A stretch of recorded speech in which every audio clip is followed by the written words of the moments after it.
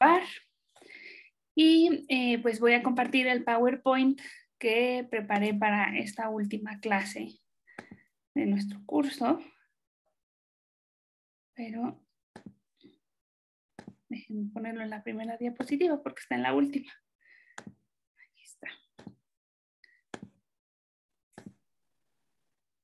Listo. Voy a poner pantalla completa. A ver si... Bien. Sí, luego muestra un reloj y cosas raras. Pero ya, ahorita sí se desplegó como yo quería que se desplegara. Y... bueno, pues preparé unas infografías para el día de hoy. Espero que les resulten útiles. Y habíamos quedado que los que ya se sentían un poco como cansados del libro de León Olivé o sentían que era reiterativo, podía leer de manera opcional un texto de Paul Feyerabend. Entonces, pues vamos a empezar a hablar de este autor, de Paul Feyerabend, y después vemos, bueno, ya a lo largo de toda la exposición vamos a ver infografías. Entonces les presento en esta fotografía al más, creo yo, provocador y controvertido filósofo de la ciencia del siglo XX, Paul Feyerabend. Él nació en Austria, como muchos de los filósofos de la ciencia más importantes del siglo XX, y como lo vemos en la foto, tiene un bastón y toda su vida utilizó bastón, porque, bueno, toda su vida desde que recibió unas heridas de guerra, fue herido de guerra cuando era muy joven. 3 balas. Y bueno, no obstante, pues tuvo una vida llena tanto académica como personalmente y está plasmada en una autobiografía que se llama Killing Time, Matando el Tiempo, en donde pues él cuenta todos los lugares en donde vivió, las esposas que tuvo y su desarrollo ideológico, digamos, bueno, así como sus ideas y su trayectoria académica pues se fueron sucediendo. Esta es una infografía que hice el año pasado en un curso intersemestral para dar cursos virtuales y allí la profesora nos pedía que resumiéramos todo un autor en una imagen. Y esta fue la que yo hice para representar a Paul Feyerabend o el Apocalipsis Feyerabendiano, en donde lo que Feyerabend va a defender es que los 4 jinetes del Apocalipsis en epistemología son el método, la razón, la objetividad y la verdad, todos ellos defendidos como de una manera monolítica e inflexible. Como vimos con nuestro libro de León Olivé, hay maneras más novedosas de entender la racionalidad con diversidad y entendiendo que es contextual, pero bueno, estos jinetes del apocalipsis feyerabendianos, él más bien los identifica como con una tradición, quizás pues pensando más en Descartes, en Bacon, ¿no? En Descartes por esta búsqueda de la verdad, en todos aquellos que buscan objetividad, incluyendo su profesor, Karl Popper, que Feyerabend estudió con Popper en Londres. Y bueno, el chisme caliente es que cuando se le acabó el tiempo de estancia a Feyerabend, que eran 2 años de estudios postdoctorales, Popper le pidió que se quedara y él rechazó su oferta. Y otro chisme es que en realidad Paul Feyerabend quería trabajar con Wittgenstein, pero Wittgenstein muere y Popper es como su plato de segunda mesa, pero bueno, ya, esos sí son así chismes de lavadero totalmente. El punto que quería mencionar aquí es que Karl Popper, su profesor, era uno de los que más defendía la objetividad del conocimiento y pues Paul Feyerabend va a poner en cuestionamiento todas estas cosas. Que exista un método, sí, existen varios, nos dice él. O sea, cada comunidad científica trabaja de maneras distintas, pero no hay un único método intocable que deba ser respetado a lo largo de toda la historia pasada y futura, ¿no? Eso es lo que no existe. concepto de razón monolítico, del que sí hemos hablado aquí en uno de los capítulos del curso, en donde hay unas reglas pues generales para toda la humanidad, ¿no? De cómo se debe razonar. Y bueno, entonces esta es mi infografía del Apocalipsis feyerabendiano, en donde él pues nos dice cuáles son los 4 valores epistemológicos que se deben abandonar. Profesora. Sí, adelante, Luis. Una pregunta, de él fue el artículo que leímos denominado Contra el método, en sí, la primera clase de filosofía de la ciencia. Ah, perfecto. Y sí recuerdo que él ahí exponía pues de forma contundente que no había un método explícito. Así Gracias. Es. Él pues escribió Contra el método. Hay varias versiones fechadas en diferentes momentos y es curioso que pues en vez de cambiarle el título, lo seguía titulando igual, entonces es como a veces difícil ponerse de acuerdo qué texto se lee, porque cada quien encuentra el de una fecha distinta. Hay uno que es un ensayo, hay otro que es un libro, pero en efecto es una idea que él fue desarrollando y fue afinando a lo largo de varios años. Y sí, justamente, bueno, tiene estos 2 famosos ensayos. Uno se llama Contra el método y otro se llama Contra la razón. Y bueno, otros libros se llaman ¿Por qué no Platón? Bueno, libros y ensayos. Y su autobiografía que les decía, Killing Time, que bueno, pues es muy interesante. Ahora sí paso a el texto que les recomendaba leer para, digamos, descansar un poquito de León Olive en caso de que estuvieran cansados, que se titula ¿Cómo defender a la sociedad de la ciencia? Y el título nos está diciendo que la ciencia es algo peligroso, algo es como un monstruo, algo pernicioso, de lo cual tenemos que proteger a la sociedad. O sea, a veces pues no se entiende si no sabemos qué está queriendo decir Feyerabend, pero se los cuento porque así es, ¿no? Él piensa que la ciencia se ha vuelto en un instrumento de poder y de manipulación y que debemos defender a la sociedad explicándoles que la ciencia es cuestionable. Eso es, digamos, lo que yo les podría decir respecto al título de este texto feyerabendiano. Y bueno, lo que hice aquí fue resumirlo en un par de láminas, de diapositivas, y voy a ir leyendo las 10 ideas que yo rescato de este texto. Lo primero que nos dice Feyerabend es que la ciencia sí tuvo un papel en la historia en el que representaba una lucha contra el autoritarismo y contra la superstición. Estamos hablando, por ejemplo, cuando se sale de la Edad Media y se empieza, por ejemplo, la revolución científica y se empieza a abogar por la matematización y por la evidencia, la experimentación, y no solamente por ideas que sean pues subjetivas y supersticiosas, ¿no? Entonces dice Feyerabend, o sea, la ciencia en algún momento sí sirvió para luchar contra el autoritarismo, contra la imposición de ideas solamente por autoridad. Y bueno, también en la ciencia ilustrada, pues se tiene como esta idea de que el conocimiento científico nos alumbra, nos ilumina, que había que plasmarlo y recogerlo en una enciclopedia. Y dice Feyerabend, está perfecto, en esas épocas la ciencia jugó un papel liberador y lo vamos a reconocer, pero parece ser que después de esa época y más llegando a la actualidad, se ha convertido en un conocimiento incuestionable.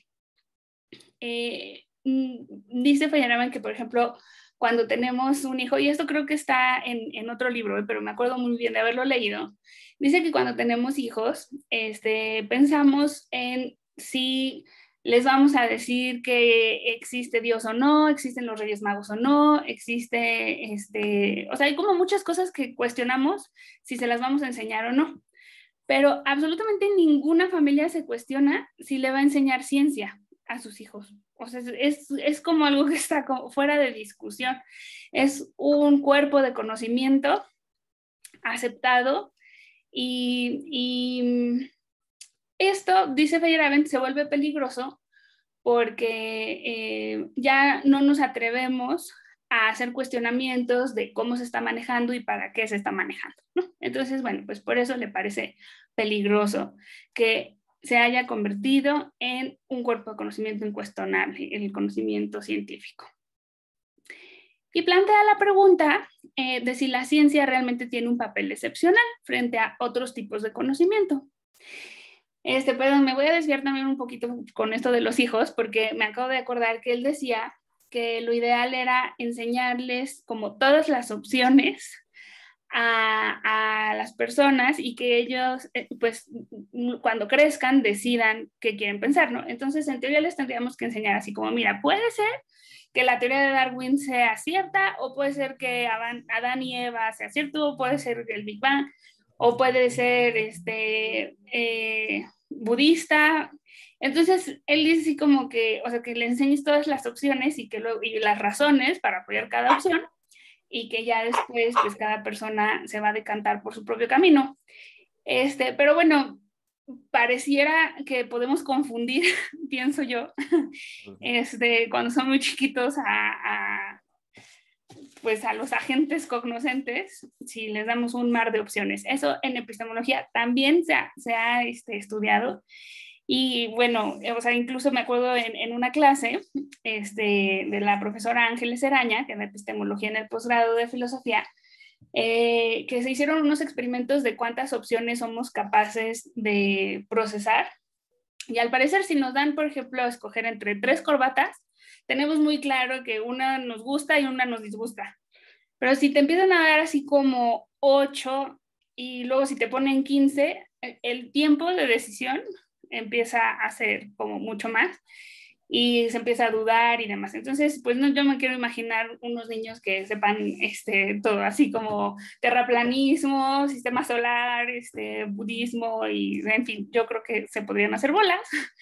Pero lo que sí quiero dejar claro y sí rescato como de Paul Feyerabend es que, dejando de lado como lo de la educación, en este momento que somos adultos y que tenemos acceso a diferentes fuentes de información, es importante estar abiertos a las opciones y dar voz a todos los que tienen algo que defender. Y que dice Paul Feyerabend que, por ejemplo, estas discusiones entre si la luz era onda o partícula, o si, pues los grandes debates, no sé, voy a mencionar el del otro curso, ¿no? El tiempo según Bergson o según Einstein, estos debates enriquecen mucho porque obligan a cada grupo a convencer a los otros de que tienen razón. Y en el caso de la física, pues eso lleva a que se realicen experimentos, otra famosísima discusión si existía o no existía el éter, en fin, ¿no? O sea, todas esas discrepancias en la historia de la ciencia permiten que avance el conocimiento y es un motor. El disenso es un motor. Eso nos dice Paul Feyerabend. Bueno, la pregunta, ya pasando al punto 4, la pregunta que plantea Feyerabend es si la ciencia tiene un papel excepcional. En este sentido, como de ser un conocimiento privilegiado frente a otros tipos de conocimiento. Y la respuesta común, nos dice Paul Feyerabend, es que sí es un conocimiento especial porque tiene un método y el método ha demostrado dar resultados. Y entonces el resto del ensayo lo dedica a argumentar en contra de estos 2 puntos. Justo como comentaba su compañero Luis, contra el primer punto, nos va a decir Paul Feyerabend que no existe un único método.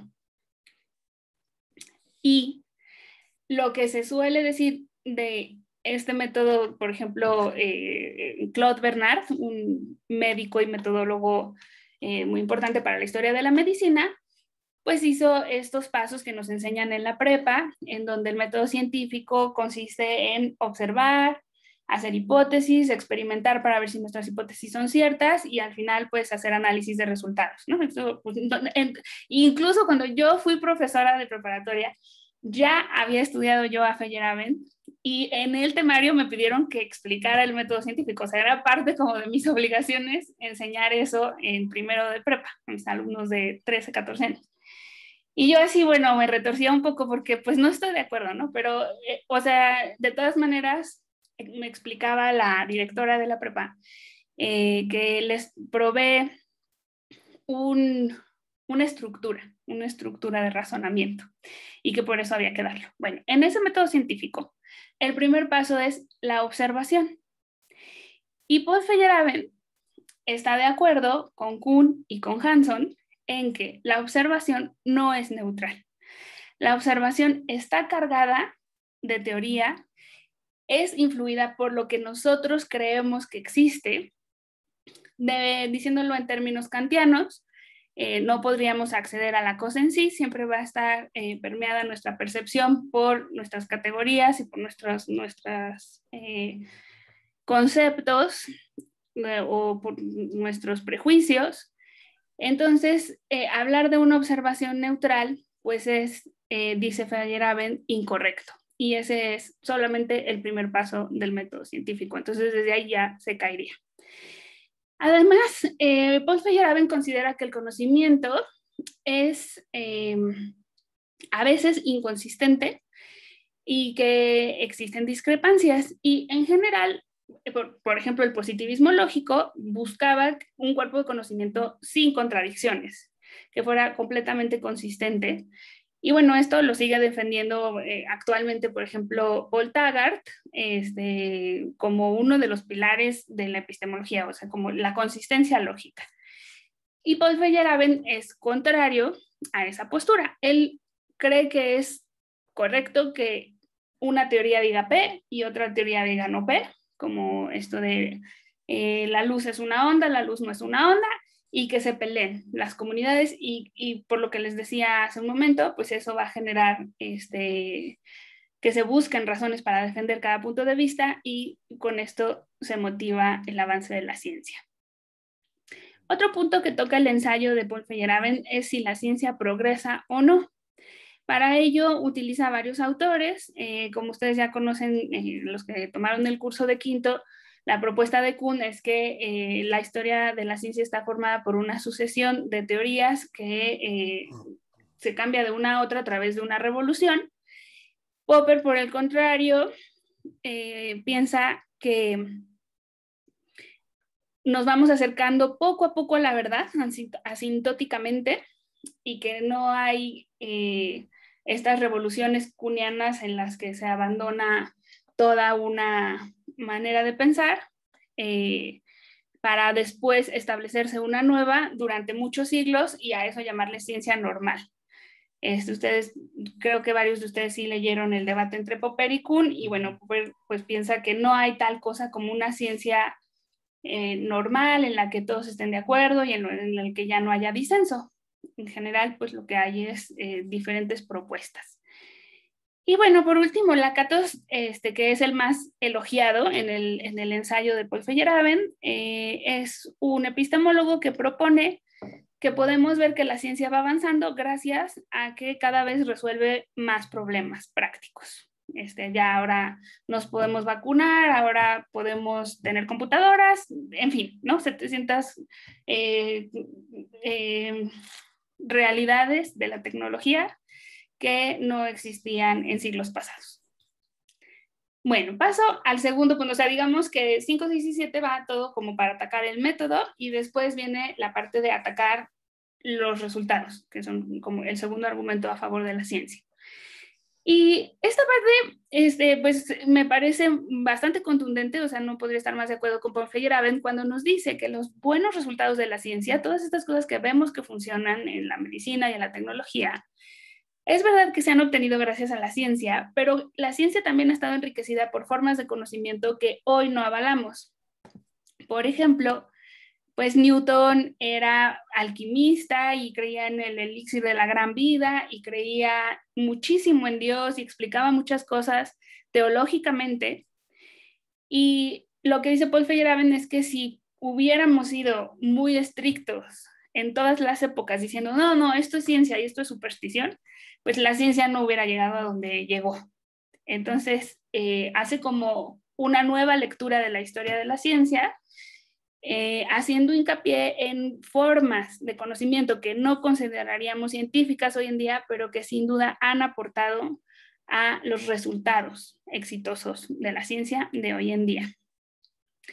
Y bueno, ya así como las dos últimas frases que voy a compartir con ustedes, es el punto número 9, que dice que la ciencia es solamente una entre muchas ideologías y que todas estas ideologías impulsan a la sociedad y que por eso debemos como que bajar de su pedestal a la ciencia.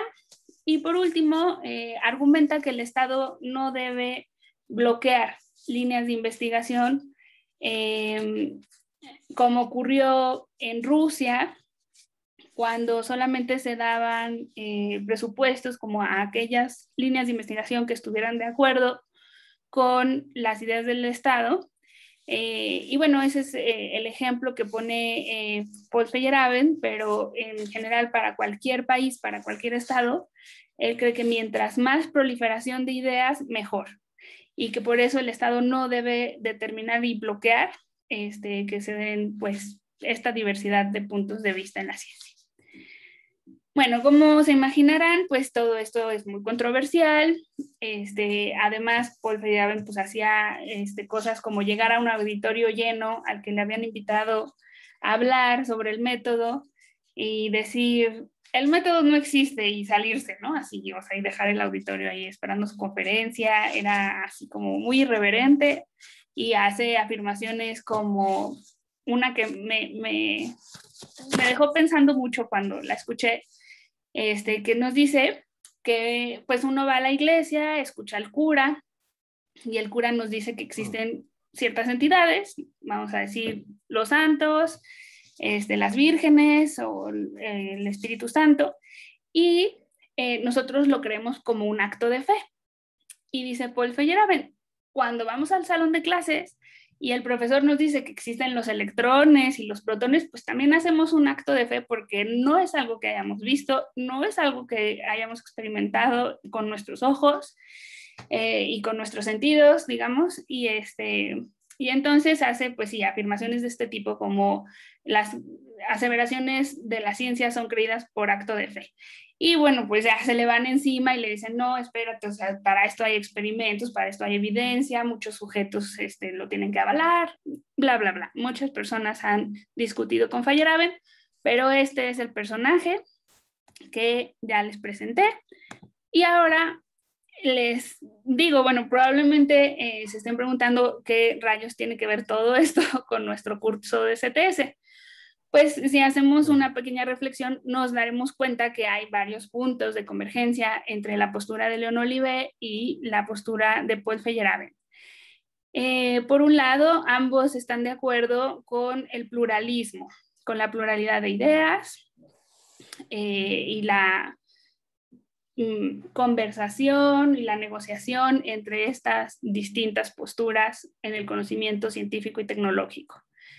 Por otro lado, ambos consideran que la ciencia es una actividad social, que es parte de la cultura y que como tal debe abordarse con todos los elementos sociales, no solamente pensando en los resultados y los números medibles, no sé, ¿no? Por decir cuánto dura el año, cuánto mide un metro, o sea, sí, todo eso es ciencia, pero también la sociedad y su economía y la relación con el Estado y todas esas cosas forman parte del desarrollo del conocimiento científico. Entonces, pues eso lo vemos en Olivet y en Feyerabend.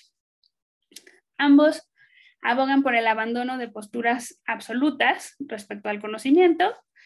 Y bueno, por último, como estaba comentando, pues ambos están de acuerdo en que la relación entre el Estado y la investigación científica es digna de discutirse. Y bueno, ya con eso terminaría mi presentación del texto de Feyerabend y ahora voy a mostrarles algunas imágenes que creo que sirven para cerrar nuestro curso de CTS. Esta es una imagen que encontré, puse diversidad, conocimiento, redes, y bueno, pues esta imagen me gustó porque representa la diversidad y la conexión entre todos los participantes. Y esta es mi preciosa imagen de todo el curso. La estuve trabajando hoy en la mañana. La verdad, sí estoy muy orgullosa porque según yo está muy bonita. Y modestia aparte.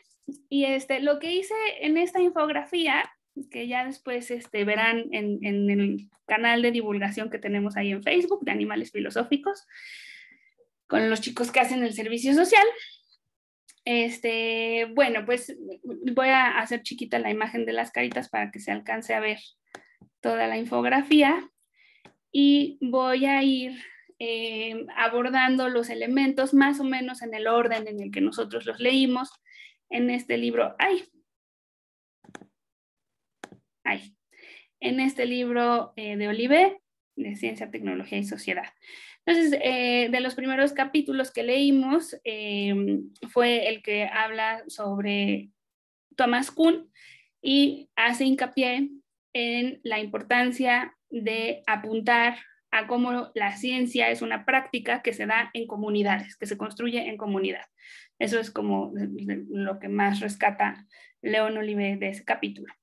Un poquito más adelante nos habla de gobernanza, democracia, por un lado, como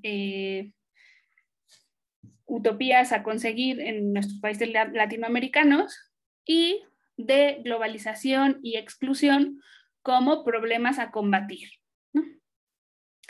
En esta parte como del libro también vamos viendo un entendimiento de la sociedad del conocimiento, en donde justamente nos explica este trabajo en red, en donde pues, justo vimos este tipo de imágenes, ¿no? En donde hay agentes cognoscentes, hay objetos, hay creencias, hay intereses, hay metas que conseguir, hay materia prima, dinero o no dinero para desarrollar la ciencia y la tecnología, y todo esto conforma lo que se conoce como sociedad del conocimiento y diversidad epistémica, si tomamos en cuenta que todos los agentes de la red tienen diversos orígenes, backgrounds, creencias y métodos, ¿no? Para justificar a veces su conocimiento. Un poquito más adelante viene el capítulo sobre la importancia de calcular los riesgos y de cómo se calculan estos riesgos en diferentes poblaciones. Y, esto iba un poquito antes, creo que era el segundo capítulo, propone pues enfocarnos en un nuevo contrato de la ciencia y de la tecnología, en donde la vamos a entender como una actividad que está pagada por la sociedad y que por lo tanto tiene un compromiso para con la sociedad. Ahora sí, ya me quedan nada más como 3 capítulos, que es el de las representaciones de la ciencia, que fue en donde hicimos el ejercicio de que viéramos cómo pensaba cada grupo o subgrupo que debe ser la ciencia o que es de hecho, desde dentro de la práctica científica y desde fuera.